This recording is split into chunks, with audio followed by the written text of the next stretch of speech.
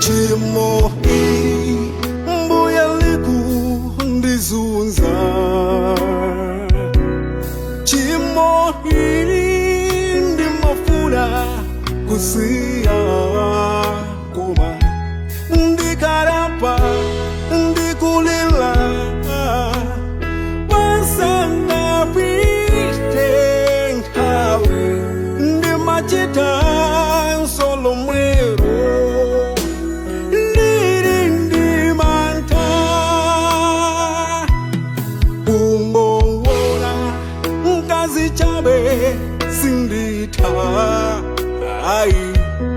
kuwakana amunazima ndivuta akoma ndikama imba kutumikila ngati wangwiro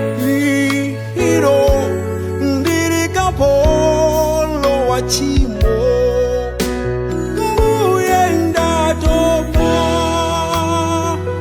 nane ndifuna ndikaonane nanu mene mukuza mubulemelelo ndisangokhala chikwangwani tuchabe ndisangogwira ntchito ikwachabe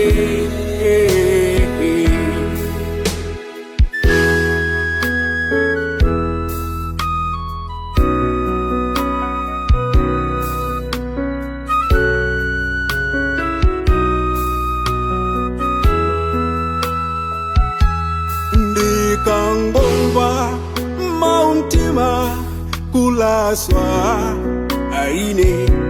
nkangochoka maganizo kusinta ayeti ziwalo zanga kutamangila kukachitazo ipa ngati sindi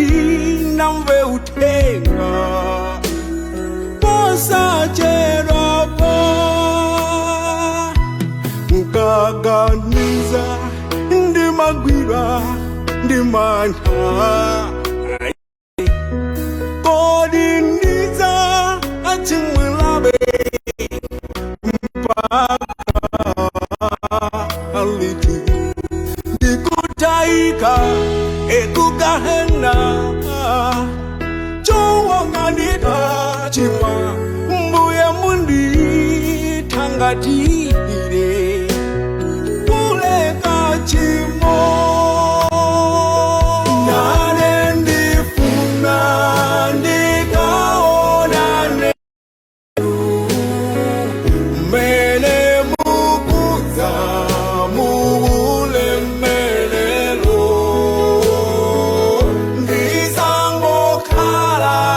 chikwangwani tuchabe ndisangogwira ntchito ikwachabe